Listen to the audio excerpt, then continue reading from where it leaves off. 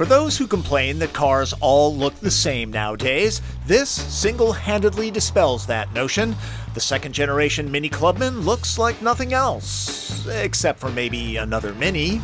Fun fact, this is called a Monroney, typically referred to as the window sticker. It's named after U.S. Senator Mike Monroney from Oklahoma, who championed the standardization of information on new cars. You can find out where the parts are from, where the car was built, fuel economy, which is typically a bit optimistic, and then of course price. Here is the base and the as-tested price. 35 grand? Fully optioned S models can rise to over 41.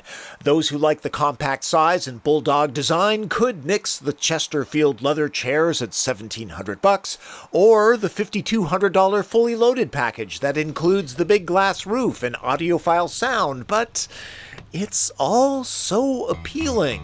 Clubman's unique premium vibe is completely different than the BMW X1. The two share a chassis architecture. Let's start with the end. There's hands-free convenience. Just make sure you have quick reflexes. The split doors are unique, and you'll be reminded of them constantly. Want adorable? Well, there you go. X1 can only be had with all-wheel drive in the US. Clubman has a model with it. My tester is a front driver. Scoot is decent with a 0 to 60 time of about 8.5 seconds. For more power, upgrade to the S model's 189 horsepower turbocharged 4-cylinder. I am behind the wheel of this 1.5-liter 3-cylinder engine. Also turbocharged, it pumps out 134 horsepower and 162 pound-feet of torque. I like a startup with character. You'll play with the driving modes just to watch the display go through its various graphics. I know I did. Both the manual and this optional automatic have 6 speeds in the standard Clubman. There are 8 in the S's automatic. Mini claims go-kart handling. No argument here. Perfect for urban skirmishes. It's very maneuverable. Even on this fairly rough road, Clubman is pretty quiet. I don't have to yell. Also, the balance between sport and comfort, very nicely done. That's 2 notches in the premium column. The glass is on the narrow side, but visibility isn't bad. The transmission always seems to be in the proper gear, except for when you're in the green eco mode. Then it seems to bog down a bit sometimes. No surprise, that's very common.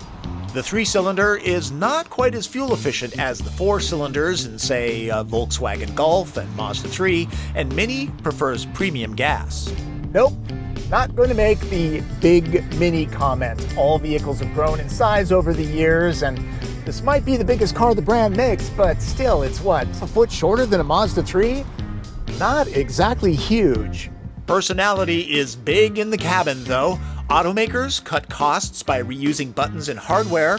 Mini's pieces are distinct right down to the pattern on storage cubby liners. Even the warning chimes are very unique. That stuff costs money.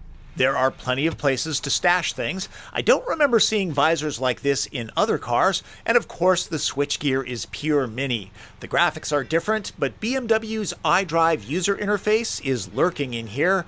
I'm a fan of the handwriting input. There are belts for 3 back here. Keep it to 2 average-sized adults, and they really shouldn't complain. It's not Impala-like room back here, but what do you expect from a brand called Mini? My big gripe is the lack of a center armrest. About the doors, they need to be opened in a certain order and closed in a certain order. 4 packs of the 2-ply are good to go with all seats up. Loading to either side could be problematic in tight parallel parking situations. There's space to hide laptops under the load floor, and the elastic band is great for holding milk or other things that roll around. Since the car is small, it's easy to drop the seats. Doing that creates a decent-sized space, which opens up enough room for an easy dozen packs of TP.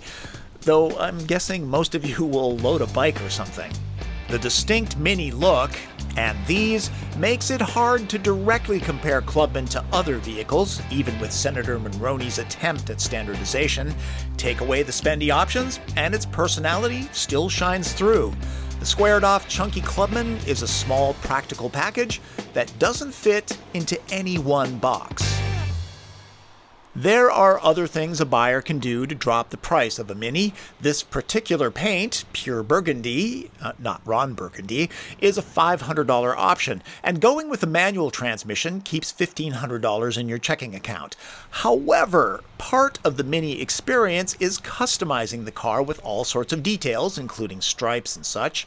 So, if you plan on looking at one of these and believe in your heart of hearts that you have the willpower to stay away from these tempting extras, you're a stronger buyer than most. There you go. That is my opinion of the 2016.